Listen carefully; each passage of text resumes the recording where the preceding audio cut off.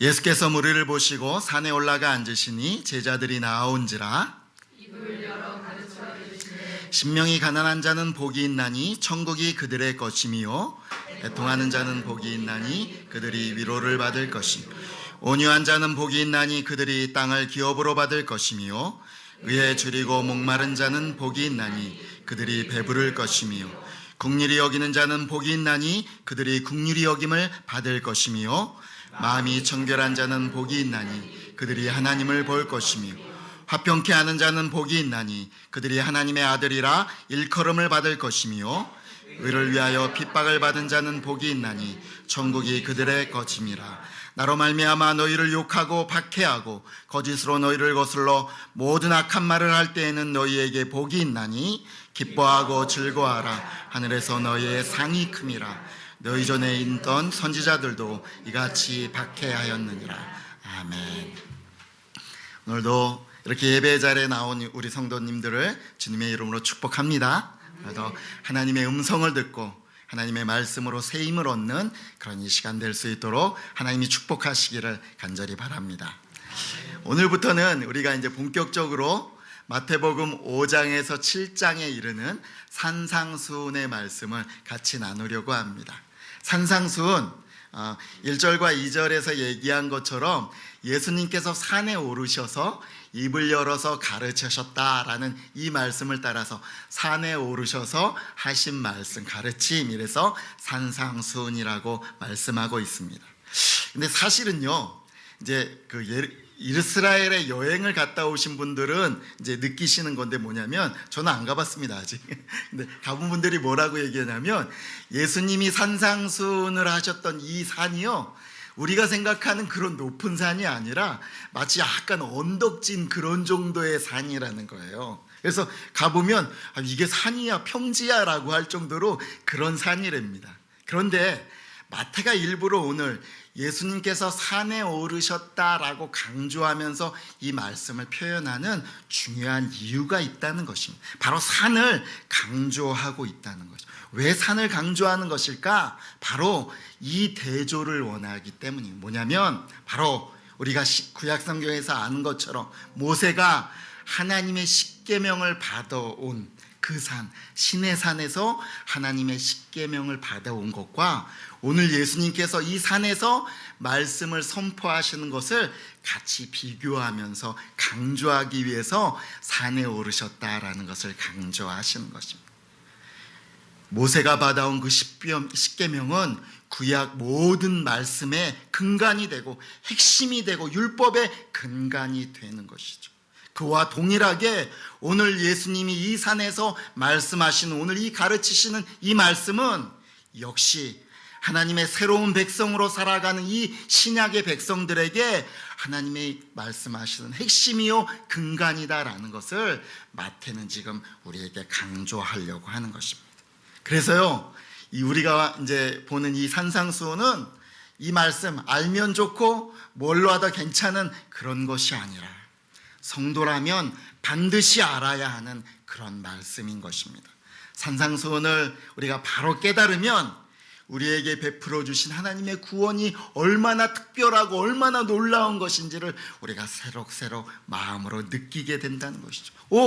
정말 나에게 베푸신 이 하나님의 구원이라는 것이 이렇게 깊고 놀라운 것이었구나 라는 것을 감격하고 하나님께 감사할 수 있게 되는 것입니다. 또한 교회로 하여금, 지금 얼마나 우리가 교회 생활하면서 교회가 이렇게 많고 굉장한데도 불구하고 매너리즘에 빠져 있습니까? 약해 있습니까?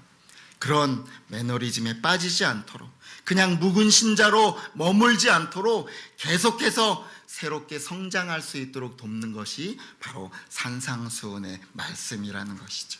우리 오늘 1절과 2절 말씀 다시 한번 읽어보겠습니다. 예수께서 무리를 보시고 산에 올라가 앉으시니 제자들이 나아온지라. 입을 열어 가르쳐 이르시되. 거기 보면요, 1절에 제자들이 나아온지라 라는 말씀이 있습니다. 거기에 여러분의 성경도 밑줄을 쫙 그으셔야 됩니다. 왜 그러냐면 성경이 강조하고 있는 거예요.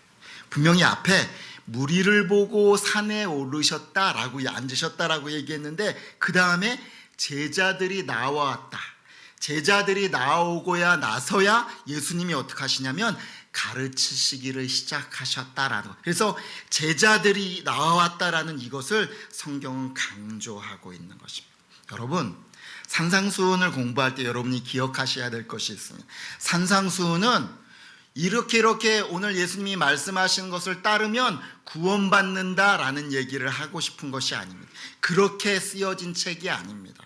산상수훈은 구원받는 방법을 설명하는 책이 아니라 이미 구원받은 자가 하나님 앞에서 어떻게 살아가야 되는지, 구원받은 자의 영적인 상태와 자세를 가르쳐주는 것이 바로 산상수훈인 것이죠. 그래서 오늘 제자들에게 말씀하셨다라는 것을 강조하고 있는 것입니다. 우리 주님은 우리를 구원하시고 우리를 무리로 부르신 것이 아니라 우리를 제자로 부르셨습니다. 아멘이십니까? 예, 저와 여러분은 제자입니다. 그래서 나는 교회 생활하는데 너무 익숙해져서 새로울 것이 없고 신선할 것이 없어, 내 신앙은 지금 맹숭맹숭해 라고 여러분 생각하신다면 이 산상수훈을 통해서 새롭게 하나님이 주시는 은혜를 공급받고 각성하는 저와 여러분 되시기를 주의 이름으로 축복합니다. 그 중에서 오늘은 여러분과 제가 읽은 그 구절이 팔복입니다. 마태복음 5장 3절에서 12절까지 어떠어떠한 자는 복이 있나니, 오늘 얘기한 것처럼 마음이 가난한 자는 복이 있나니, 애통하는 자는 복이 있나니 라고 얘기하는 것처럼 이렇게 8가지의 팔복을 얘기하고 있습니다. 여러분, 오늘 이제 그 중에서 첫 번째, 심령이 가난한 자는 복이 있나니 라는 이 말씀을 처음으로 나누려고 합니다. 여러분, 가난을 좋아하는 분이 여기 혹시 계십니까? 우리 중에 가난을 좋아할 사람은 아무도 없습니다. 어떤 사람은 이렇게 표현해요. 가난은 악이다 라고 할 정도로 가난을 좋아하는 사람은 아무도 없습니다. 요즘에 조금 우리나라에서는 조금 지났지만 영화 기생충이라는 영화가 전 세계에 지금 호응과 인기를 얻고 있습니다. 특별히 거기 보면 독도송이 나옵니다. 울릉도 동남쪽 백길 따라 200리 뭐 이렇게 나오는 그 패러디해 갖고 그걸 막 그 집에 들어가면서 외우는 어떤 거를 사용한 것이 지금 미국 사람들한테 아주 인기랍니다. 그래서 그거 따라한다고 지금 유튜브에 난리가 나고 그렇게 되는 것을 보게 됩니다. 여러분, 이 기생충이 어떤 내용이죠? 빈부격차를 얘기하고 있습니다. 그러면서 그 사람들의 안에 있는 오묘한 내면 의식을 아주 적나라하게 표현한 영화다라고 평가를 받고 있죠. 근데 저는요, 이 영화를 보면서 제 안에 굉장히 기억에 남는 건 뭐냐면, 여기서 가난을 마치 어떤 냄새로 표현하면서 은근히 차별하고 있는 그 장면이 저한테는 굉장히 마음에 남았던 그런 장면입니다. 여러분, 이것처럼 가난을 반기는 사람은 우리 중에 아무도 없습니다. 가난은요, 차별이 일어나고, 가난은요, 가난한 사람의 마음을 위축시키고 비굴하게 하고 어쩔 때는 좌절을 주기도 합니다. 그래서 우리 모두는 가난을 피해가고 싶습니다. 예, 저 역시 그렇습니다. 그런데 오늘 예수님이 말씀하시는 예수님의 이 첫 번째 팔복의 첫 번째 메시지를 여러분 한번 들어보십시오. 우리 3절 말씀 같이 한번 읽어보겠습니다. 심령이 가난한 자는 복이 있나니 천국이 그들의 것이며. 예수님은 뭐라고 말씀하시냐면, 가난한 자는 복이 있나니 천국이 저희 것입니다 라고, 가난이 복이다 라고 말씀하신다는 거죠. 앞으로 이제 여러분 계속 팔복을 진행하면서 제가 말씀드리겠지만, 이 팔복은요, 그냥 하나하나 떨어진 말씀이 아닙니다. 팔복은 앞에 말씀이 뒤에 말씀과 굉장히 긴밀하게 연결되어 있고요, 계단식처럼 연결되어 있는 말씀입니다. 그러니까 오늘 1절 말씀은 2절 말씀을 넘어가는 중요한 키입니다. 1절 말씀, 이 3절 말씀을 통과하지 않으면 4절 말씀으로 넘어갈 수 없는 구조로 팔복은 이루어져 있다는 거예요. 그러므로 이 8가지 복 중에서 가장 기초요, 가장 중요한 핵심과 근간이 되는 것이 뭐냐면 바로 오늘 3절, 심령이 가난한 자는 복이 있다라는 이 말씀이 모든 팔복의 근원이 되는 아주 중요한 말씀이라는 거죠. 왜? 도대체 예수님은 왜 가난한 자가 복이 있다고 말씀하시는 것입니까? 심령이 가난하다는 것은 도대체 무슨 뜻일까요? 오늘 헬라어, 이 가난이라는 헬라어는요, 푸토코스라는 헬라어인데 이건 이런 뜻을 가지고 있습니다. 조금 돈이 없어서 쪼들리거나 조금 불충분한 상태를 얘기하는 것이 아니라 이것은 완전하게 자기의 것을 다 잃어버리고 거지가 된 상태. 이 푸토코스라는 단어가 거지라는 단어하고 똑같이 쓰이는 단어거든요. 완전히 파산한 상태, 완전히 내 안에 아무것도 가지지 못한 것을 의미하는 단어가 바로 푸토코스라는 가난이라는 단어라는 것이죠. 아니, 주님은 왜 이런 상태가, 이런 가난이 복이 있다고 말씀하시는 것일까? 심령이 가난한 자는 복이 있나니 천국이 저희 것이며. 왜 이것이 복이 있냐면 바로 이러한 사람이 천국을 얻기 때문입니다. 바로 심령이 가난한 사람이 하나님의 통치를 받고 하나님의 보호를 받고 하나님의 인도하심을 받고 하늘의 것으로 채용을 받고 영원한 생명을, 영원한 세계를 약속받는 것이기 때문에 하나님은 복이 있다라고 말씀하시는 것입니다. 그런데 여러분, 오늘 이 말씀을 들으면서 혹시 여러분 마음 가운데 오해하지 마시기 바랍니다. 예수님은요, 이렇게 금욕주의를 얘기하시는 것이 아니에요. 너희들 아무것도 가지지 마, 청빈주의를 얘기하는 것도 아니라는 것을 여러분 아셔야 됩니다. 가난을 마치 가난한 것이 제일이다라고 가난을 칭송하거나 부자는 아니다라고 깎아내리려고 지금 예수님이 말씀하시는 것이 아니라는 것을 여러분 아셔야 됩니다. 왜냐하면 예수님 공생의 사역 중에서요, 많은 그 종교 지도자들이 오히려 예수님을 공격했다니까요. 뭐냐면 저 사람은 먹는 것을 탐하고 먹는 것을 너무 좋아하고 세리들, 저 부자들과 함께하고 부자들과 친구다라고 오히려 예수님은 공격받았다는 것이죠. 그러니까 예수님이 가난을 괜히 높이고 부자를 깎아내리려고 청빙주의나 금욕주의를 말씀하는 것이 아니라는 것을 여러분 아셔야 됩니다. 그렇다면 왜 심령이 가난한 자는 복이 있다라고 말씀하시니까? 왜 그 사람에게 천국이 임한다고 말씀하시는 건가? 심령이 가난한 자는 도대체 어떤 복을 얻기 때문에 그런 것인가? 우리 말씀을 통해서 같이 나눠보려고 합니다. 심령이 가난한 자가 받는 복, 첫 번째는 무엇이냐면 바로 하나님의 은혜만을 간절히 찾기 때문입니다. 우리 한번 따라할까요? 하나님의 은혜만을 간절히 찾기 때문이다. 마태복음 15장을 보면요, 예수님이 이렇게 사역을 하시는데 그 사역 중에 굉장히 우리에게 당황스럽게 하고 이상한 장면이 나옵니다. 예수님이 두로와 시돈이라는 이방인의 땅을 이렇게 지나가십니다. 근데 그 이방인 땅에 한 여인이 등장하고 이 여인의 딸이 귀신이 들려서 예수님을 찾아온다는 것이죠. 예수님, 다윗의 자손이여, 나를 불쌍히 여겨주십시오. 내 딸이 귀신 들렸습니다. 내 딸을 제발 고쳐주십시오 라고 멀리서부터 예수님을 부르면서 따라오는 여인이 있었습니다. 그런데 신기하게, 이상하기만큼 예수님은 그 여인에게 아무 대꾸도 하지 아니하고 오히려 이 여인을 무시하시는 모습을 우리가 보게 된다는 거죠.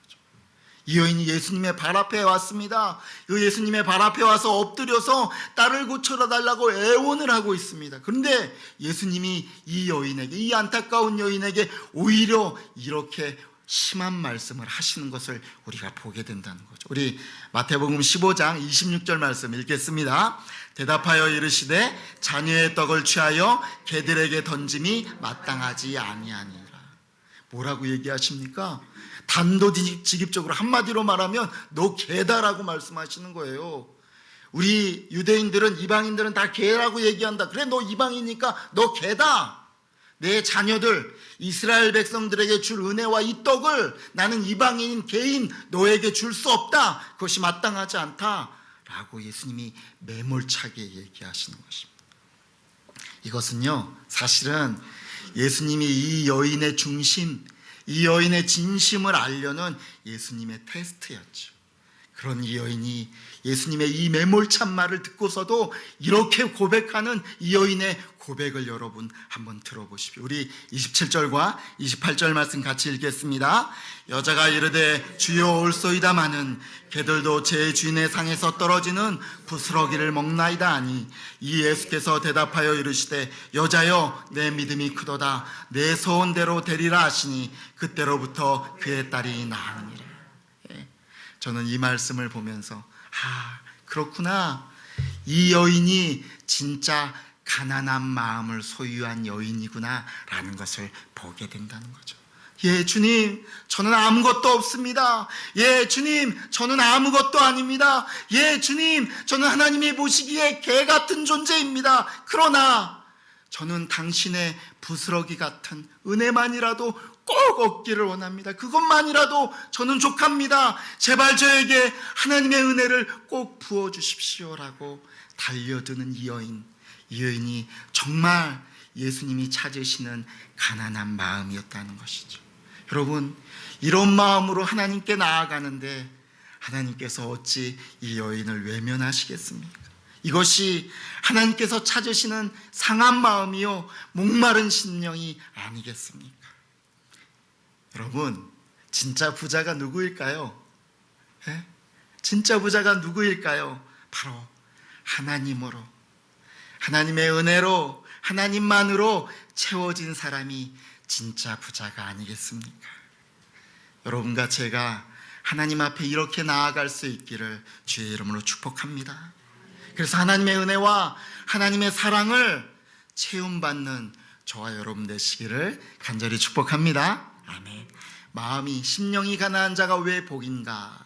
바로 하나님의 은혜만을 갈구하기 때문입니다. 두 번째, 하나님 심령이 가난한 자가 왜 복인가? 하나님께 나아갈 또 다른 자격과 힘을 공급받기 때문입니다. 우리 한번 따라해 볼까요? 하나님께 나아갈 또 다른 자격과 힘을 얻기 때문이다. 제가 이제 말씀을 준비하면서 교회에 나와서 이렇게 기도를 했습니다. 기도를 하죠. 그런데 이제 한 목요일쯤 됐나 하나님 앞에 앉아서 기도를 했어요. 하나님, 왜 마음이 가난한 사람이 복이 있습니까? 하나님, 이 말씀의 제대로 깊이를 저에게 깨닫게 도와주십시오라고 하나님 앞에 기도했습니다. 그때 하나님께서 저에게 깨닫게 해주신 것이 바로 이거였습니다. 이것이 나에게 나아갈, 나에게 올 수 있는 자격과 힘이다라고 말씀하시네요. 여러분, 아이러니하지 않습니까? 나는 아무것도 없는데, 그래서 나는 아무런 자격과 아무런 힘도 없는데 이것이 하나님께 나아갈 유일한 자격과 힘이라고 하나님께서 말씀하신다는 거예요. 왜일까요? 바로 이 사람은 하나님밖에 없기 때문입니다. 이 사람은 하나님을 꼭 만나야 하기 때문입니다. 자신의 어떤 조건이나 자격이나 자기의 어떤 약함도 하나님께 나아가는데 방해가 되지 않기 때문입니다. 하나님, 저 약합니다. 하나님, 저의 모습 보면 너무나 한심합니다. 하나님, 저는 가진 것이 없습니다. 하나님, 저는 너무나 또 이 세상을 살아가면서 죄를 많이 지었습니다. 하나님, 저의 모습을 볼 때마다 너무나 부족합니다. 그렇지만 그렇기 때문에 내가 하나님께 나옵니다. 그렇기 때문에 내가 오늘도 하나님을 붙듭니다. 하나님, 내 모습 이대로 하나님 앞에 나왔습니다. 나를 인도해 주십시오. 나를 치료해 주십시오. 나를 채워 주십시오. 나를 도와주십시오. 나를 회복해 주십시오 라고 기도할 수 있는 것이지. 여러분, 하나님의 말씀에 여러분의 귀가 열리기를 주의 이름으로 축복합니다. 여러분의 눈을 뜨십시오. 오늘 하나님이 말씀 가운데 하시는 이 놀라운 은혜를 받아 누리는 여러분 되시기를 축복합니다. 우리 마가복음 2장 17절 말씀 같이 읽겠습니다. 예수께서 들으시고 저에게 이르시되 건강한 자에게는 의인이 쓸데없고 병든 자에게라야 쓸데있느니라. 내가 의인을 부르러 온 것이 아니요 죄인을 부르러 왔노라 하시니라. 아멘. 바리새인과 종교 지도자들은요, 하나님께 나갈 때 자꾸 자기의 어떤 자격과 자기의 조건과 자기의 어떤 것을 가지고 나가려고 했습니다. 내가 얼마나 기도를 하나님 많이 하는데요. 하나님, 내가 일주일 동안 얼마나 많은 사람을 구제했는데요. 하나님, 내가 꼬박꼬박 얼마나 헌금을 잘했는데요. 하나님, 내가 얼마나 하나님이 가르쳐준 율법과 계명들을 얼마나 많이 지키려고 노력했는데요. 그러나 정작 자신들은 지금 자기 앞에 있는 이 구세주요 의원이신 예수님을 배척하고 말았습니다. 여러분, 우리의 모습은 어떨까요? 요즘 한국교회의 모습은 어떨까요? 이렇게 가난한 마음으로 나는 아무것도 없습니다라고 나아가는 것이 아니라 언제부턴가 우리가 가진 것, 우리의 자격과 우리의 조건으로 하나님 앞에 나가려고 하는 것 아닌지요? 여러분, 하나님 앞에 나아갈 때 우리의 자격은 단 하나입니다. 하나님, 나는 아무것도 없습니다. 여러분, 이것이 아니면 나의 자격과 나의 조건과 나의 모든 것은 많을지라도 이것이 오히려 하나님께 나가는데 나를 머뭇거리게 하고 하나님이 주시는 진정한 자유와 능력을 갖지 못하도록 방해하는 방해물이 되는 것입니다. 하나님은 나의 이런 조건과 자격을 보려고 하지 않습니다. 나의 직분을 보지 않습니다. 내가 지금 손에 무엇인가를 가지고 있는 것, 그것을 하나님은 보시는 것이 아닙니다. 하나님이 찾으시는 진짜 자격이 있습니다. 하나님, 나는 아무것도 없습니다. 하나님, 나는 가난합니다. 하나님, 나는 오늘 의원이 필요한 병자입니다. 나는 죄인입니다. 오늘은 하나님의 은혜와 하나님의 씻어주심이 필요한 자입니다. 저를 꼭 만나 주십시오. 저를 치료해 주십시오. 하나님이 찾으시는 자격, 바로 이런 가난한 마음입니다. 하나님이 이 은혜를 주시는데요, 제가 정말 앉아서 너무너무 감격하고 감사했어요. 그래서 간절히 정말 그날 하나님 앞에 기도할 수밖에 없어요. 하나님, 우리 성도들이 한 사람도 빠짐없이 하나님의 이 은혜를 누리기를 간절히 원합니다. 하나님, 이 자유를, 정말 하나님께 나아가는 이 자유를 소유하는 우리 성도들 될 수 있도록 도와주십시오라고 간절히 기도했습니다. 여러분, 축복합니다. 주님의 이름으로 여러분을 축복합니다. 여러분, 하나님께 나아가는 또 다른 자격, 진짜 자격인 이 마음의 가난함을 소유하는 우리 모든 성도들 되시기를 주의 이름으로 축복합니다. 아멘. 세 번째, 마음이 가난한 자가 왜 복인가? 바로 하나님의 말씀이 뿌려질 때 열매 맺는 좋은 마음이기 때문입니다. 마태복음 13장에 보면요, 예수님께서 천국의 여러 가지 비유로 말씀하시는 중에 씨 뿌리는 자의 비유가 나옵니다. 되게 유명한 비유 중에 하나죠, 그죠? 나중에 우리 마태복음 13장을 나눌 때 이 씨 뿌리는 부유는 자세하게 나눌 것이며 오늘은 대략적으로 이렇게 설명해 드릴게요. 어떤 사람이 씨를 뿌리러 나갔는데, 예전 유대인의 씨 뿌리는 방식은 그런 거거든요. 길가 막 다니면서 씨를 흩어 뿌렸으니까요. 어떤 씨는 길가에 떨어졌습니다. 그런데 새들이 와서 야, 이거 맛있겠다 하고 딱 바로 먹어버렸다는 거죠. 어떤 씨는 돌밭에 떨어졌습니다. 돌밭이라서 땅이 깊지 못하니까 조금 뿌리를 내리다가 해가 막 찌어버리니까 이 씨가 타서 말라버렸습니다. 어떤 씨는 가시떨기 위에 떨어졌습니다. 열매를 조금씩 싹이 트고 자라나가려고 하다가 이 가시의 힘에 억눌려서 더 이상 크지 못했습니다. 또 어떤 씨는 좋은 땅에 떨어졌습니다. 그래서 30배, 60배, 100배의 열매를 맺었다. 그리고선 마지막에 뭐라고 마무리하시냐면 귀 있는 자는 들으라 라고 하시면서 말씀을 마무리하신다는 거죠. 저는 근데 이 말씀을 대할 때마다요, 사실은 제 안에 이런 마음이 들었어요. 여기 이제 씨는 하나님의 말씀이죠. 그리고 이 땅은 하나님의 말씀이 뿌려지는 우리 마음, 우리 상태를 얘기하는 거잖아요, 그죠? 근데 제가 이 말씀을 읽을 때마다 우리 모두 다 가시밭이나 돌밭이 되고 싶은 사람은 아무도 없잖아요, 그죠? 다 좋은 땅이 돼서 내 안에서 30배, 60배, 100배의 열매를 맺기를 원하잖아요. 아닌가요? 그렇죠? 네, 열매를 원하잖아요. 근데 제가 이 말씀을 읽을 때마다 드는 생각이 뭐냐면, 왜 이 좋은 땅, 좋은 마음이 되는 비결은 알려주시지 않고 이 말씀은 끝나는가라는 거예요. 항상 궁금했어요. 왜 안 알려주시지? 그래서 저 혼자 이제 생각을 하는 거죠. 이 땅에 이제 땅을 이렇게 좋은 땅으로 만들려면 땅을 막 호미 같은 거로 파고 기경해야 되잖아요. 그래서 기경해야 되니까 내 마음을 갈아엎을까? 막 속으로도 이렇게 생각을 했다는 거죠.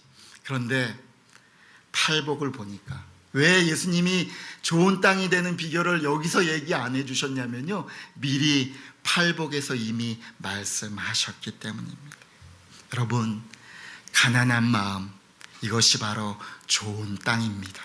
비어 있으니까, 말씀이 떨어지니까 그 말씀을 전심으로 붙잡고 이거밖에 없다. 네, 주님, 제가 이 말씀 붙들고 살겠습니다. 이 말씀을 의지하고 사니까, 그러니까 당연히 30배, 60배, 100배의 열매를 맺는 것이죠. 여러분, 여러분의 마음이 가난한 마음이 되기를 주의 이름으로 축복합니다. 하나님이 주시는 이 가난한 마음에 복을 얻는 성도들 되기를 주의 이름으로 축복합니다. 하나님의 말씀이 떨어질 때 30배, 60배, 100배의 열매를 맺는 그런 축복이 여러분에게 항상 있기를 주의 이름으로 축복합니다. 그러면 어떻게 마음이 가난한 자로 평생 주님이 부르시는 그날까지 살 수 있을까? 어떻게 하면 살 수 있을까요? 제가 이제 산상수훈을 설교하기 전에 지난주까지 예수님의 시험을 설교했잖아요. 그러면서 제가 말씀드렸습니다. 처음에 사실은 새해 첫날부터 산상수훈을 설교하려고 했는데 예수님의 이 시험을 설교하지 않고는 산상수훈으로 넘어갈 수 없는 부담을 안게 되어서 예수님의 시험을 설교했다라고 말씀드렸습니다. 왜냐하면 여러분, 우리가 예수님의 이 시험을 통과하지 않으면, 우리 역시 예수님의 이 시험을 넘어오지 않으면 오늘 이 산상수훈의 말씀은 그냥 우리의 머리를 조금 더 시원하게 하고 우리의 머리에 조금 더 듣기 좋은 교훈에 지나지 않습니다. 아마 교회를 다니던 믿던 믿지 않던지 간에 이 산상수훈의 말씀은요, 그 사람이 알든 모르든 한 번쯤은 다 들어본 말씀이 있을 것입니다. 이런 거죠. 오른편 뺨을 때리면 왼편 뺨을 돌려대라, 내 원수를 사랑하라, 뭐 이런 말씀, 이것이 다 산상수훈에 있는 말씀이라는 거죠. 근데 제가 한번 여러분께 물어볼게요. 여러분, 어떻게 생각하십니까?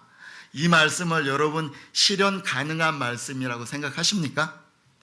여러분, 이 말씀대로 살 수 있습니까? 여러분, 누가 와서 여러분 오른편 딱 때리면 왼편 딱 들여댈 수 있습니까? 원수를 사랑할 수 있습니까? 여자를 마음으로 보고 음욕만 품어도 이미 간음하였다. 내 눈이 범죄하였거든 내 눈을 빼버리라. 여러분, 실현할 수 있습니까? 아니요, 불가능합니다. 그런데 왜 예수님은 이 말씀을 하시는 거죠? 우리가 불가능한 이 말씀을 왜 말씀하시는 거죠? 바로 예수님의 시험을 통과해야 되기 때문입니다. 여러분, 예수님께서 우리를 대신해서 우리 인간이 넘어지고 우리 인간이 약해져 있던 그 모든 시험을 예수 그리스도께서 인간의 대표로 통과하셨기 때문에 오늘 이 말씀은 예수 그리스도 안에서 우리가 실행할 수 있는 말씀이 된 것입니다. 아멘이십니까? 아멘. 우리의 힘으로는 절대 가능한 말씀이 아닙니다. 그러나 예수 안에서 예수 그리스도의 십자가의 능력으로만 이 말씀은 실현 가능한 말씀이기 때문입니다. 어떻게 마음이 가난한 자로 평생 살 수 있습니까? 히브리서 12장 2절 말씀 같이 한번 읽겠습니다. 믿음의 주여 또 온전케 하시는 이 예수를 바라보자. 저는 그 앞에 있는 즐거움을 위하여 십자가를 참으사 부끄러움을 개의치 아니하시더니 하나님 보좌 우편에 앉으셨느니라. 아멘.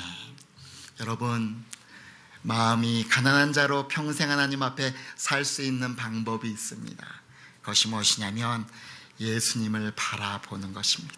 여러분, 항상 예수님을 바라보십시오. 여러분, 항상 그분의 십자가를 의지하십시오. 여러분, 그분의 십자가를 여러분의 자랑 삼으십시오. 그러면 항상 마음이 가난한 자로 살 수 있는 것입니다.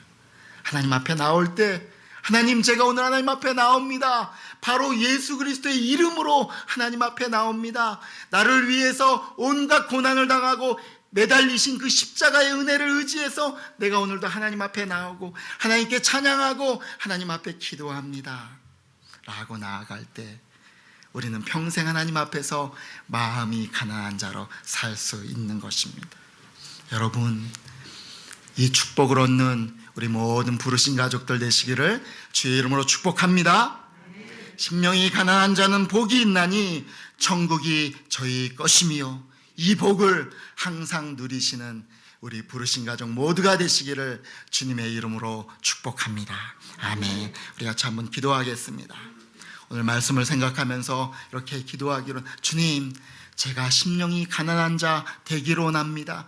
하나님의 은혜만을 간절히 바라는 자 될 수 있도록 도와주시옵소서. 내가 하나님께 나아가는 자격과 조건, 이것이 되기로 원합니다. 하나님의 말씀을 받아 30배, 60배, 100배의 열매를 맺는 그런 마음 되게 하여 주시옵소서. 항상 예수 그리스도를 바라보고 그것을 자랑 삼는 나 될 수 있도록 축복하여 주시옵소서. 우리 다 같이 동성으로 같이 한번 기도하겠습니다. 하나님 아버지, 감사합니다.